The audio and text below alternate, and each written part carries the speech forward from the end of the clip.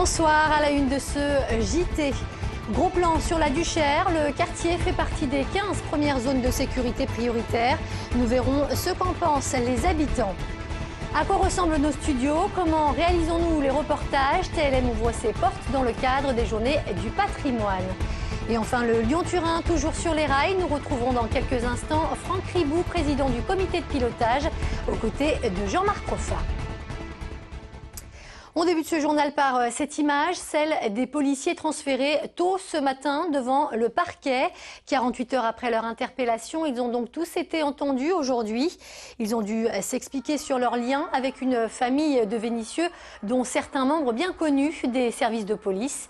Le procureur a d'ailleurs précisé hier que le dossier était lourd. Outre la saisie de 400 000 €, une photo ainsi que des écoutes téléphoniques à charge auraient été réunies. Plusieurs fonctionnaires risquent donc la détention. Quoi qu'il en soit, dans cette affaire, la procédure s'annonce d'ores et déjà très longue. Justice toujours, condamné en première instance à 30 000 € d'amende pour détournement de fonds publics. Guy Mathiolon comparaissait ce matin devant la cour d'appel. Je vous rappelle que l'ancien président de la Chambre de commerce et d'industrie de Lyon est soupçonné d'avoir commandé des rapports de complaisance à un élu du Grand Lyon, Christian Barthélémy. Des accusations qu'il continue de contester. J'attends que justice soit rendue, c'est-à-dire j'attends d'être relaxé.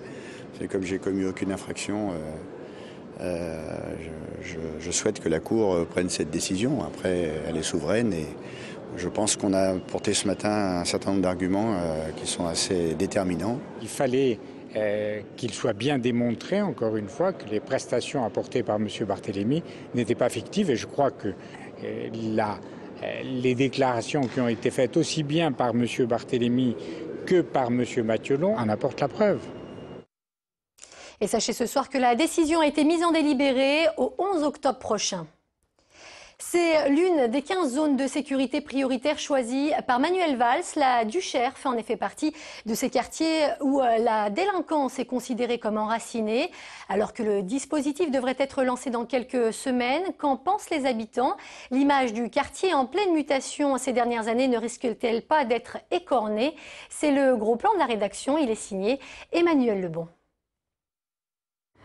Des lieux où la délinquance est profondément enracinée, c'est ainsi que le ministre de l'Intérieur Manuel Valls a justifié le choix de la Duchère parmi les 15 zones de sécurité prioritaires.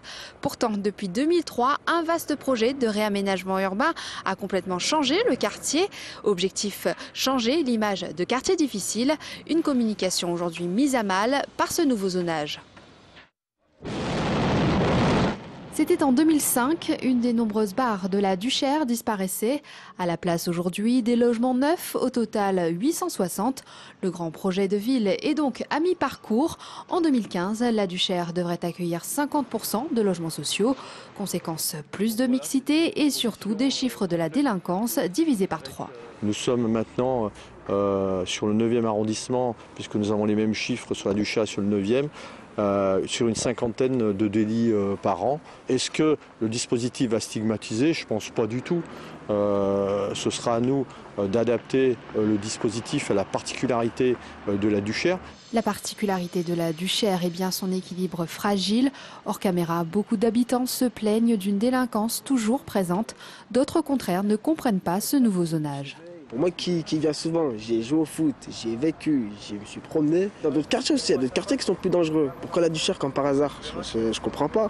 Du côté de la préfecture, on se défend de stigmatiser le quartier. L'idée, soit désormais zone de sécurité prioritaire, me semble être pouvoir s'exprimer sur, allez, on en met une dernière couche et après on n'en parle plus.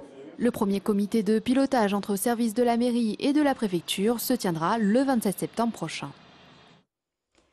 Manuel Valls, donc à l'origine de cette initiative, sera d'ailleurs de passage demain dans l'agglomération et c'est justement à la veille de cette visite du ministre de l'Intérieur que la préfecture a décidé d'expulser la quarantaine de Roms qui occupaient depuis 2 mois la place Carnot dans le 2e.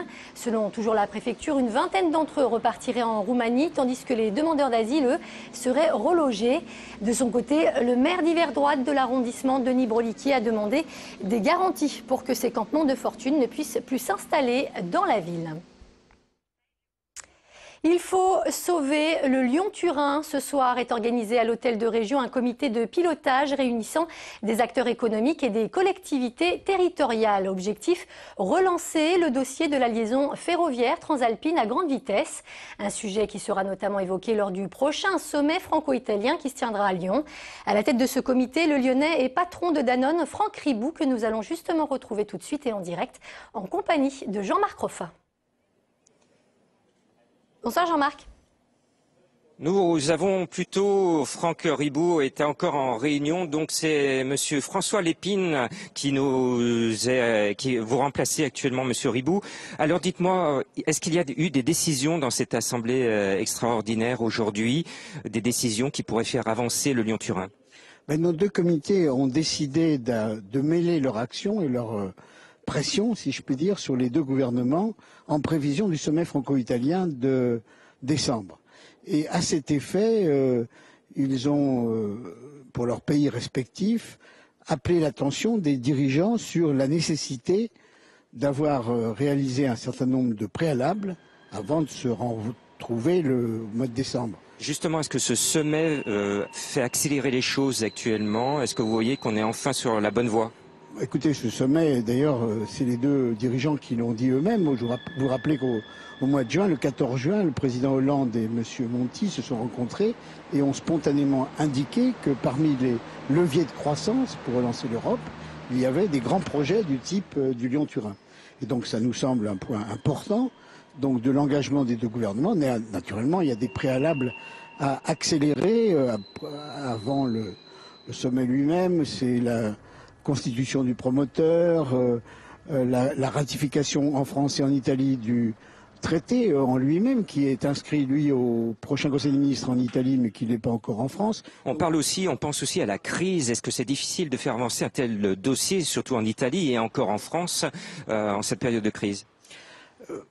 Le représentant du gouvernement italien, le président de la conférence intergouvernementale italienne, M. Mario Virano, a dit lui-même que du point de vue des Italiens, la partie de financement relevant des Italiens, qui est en l'ordre de 2,8 milliards, pour la France, ce serait de l'ordre de 2 milliards, était soutenable dans les 10 ans qui venaient. Donc on voit bien que même en cas de crise, l'effet de levier de croissance est l'aspect le plus important, puisque je vous rappelle qu'il y a 6 à 10 000 emplois qui sont concernés par un projet de ce genre.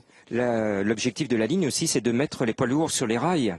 C'est effectivement son projet principal, son objet principal est de transfert modal et d'éviter qu'en gros 1 million de poids lourds n'encombrent les routes, pas uniquement sur le tunnel du Mont-Blanc ou du Fréjus, mais aussi à Vintimille.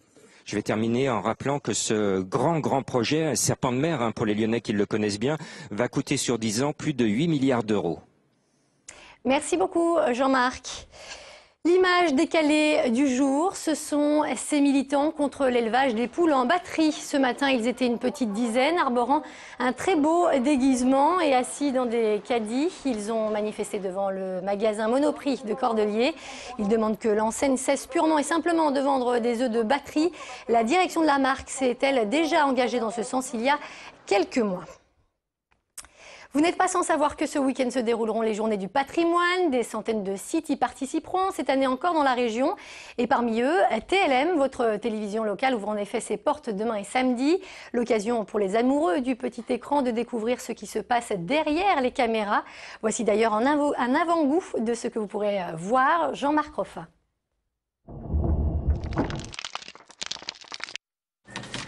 Bienvenue à TLM, nous sommes au 227 Cours Lafayette, Lyon 6e. Vous saurez tout sur les coulisses de TLM les 14 et 15 septembre de 10 à 20h. Ah, on peut pas révéler tous les secrets de TLM et tout ce qu'on a.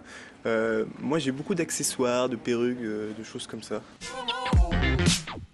C'est une toute première pour TLM, qui fait aussi partie, on va dire, du patrimoine lyonnais, même si c'est une entreprise jeune, 23 ans d'existence, mais on fait partie du patrimoine lyonnais. On rentre de tournage, c'est vrai que les gens après savent pas ce qu'on fait des images, des interviews qu'on a tournées d'eux, donc ça c'est un petit mystère. Ce qui se cache dans les coulisses de TLM, il y a beaucoup de techniciens, beaucoup d'écrans, de gens qui travaillent dans l'ombre. Ça fait partie des coulisses de TLM. C'est notre perruque, on l'a depuis un petit moment. Et voilà, c'est notre perruque dit la perruque Chabal. Visiter les studios de TLM, c'est vraiment pénétrer au cœur de la réalisation des émissions, comme par exemple ici en régie finale, il y aura les bancs de montage, comment un journaliste monte son reportage. Les téléspectateurs, pendant ces portes ouvertes, pourront s'essayer à la pratique du JT avec prompteur et après avoir été maquillés. Je signale aux téléspectateurs que c'est 8 h du matin là quand même. Voilà. Alors, après, il faut travailler un petit peu la coiffure et tout, mais ça on voit avec la maquilleuse qui nous aide un peu parfois. Vous avez maintenant 2 jours pour voir tout ce qui se cache derrière le petit écran de TLM. Et je vous rappelle l'adresse si vous souhaitez rencontrer nos équipes et découvrir nos studios. Inscrivez-vous sur porteouverte@tlm.fr. Et c'est la fin de ce JT. Merci de nous avoir suivis. Je vous retrouverai avec plaisir demain à midi tout pile. En attendant, passez une très belle soirée sur TLM.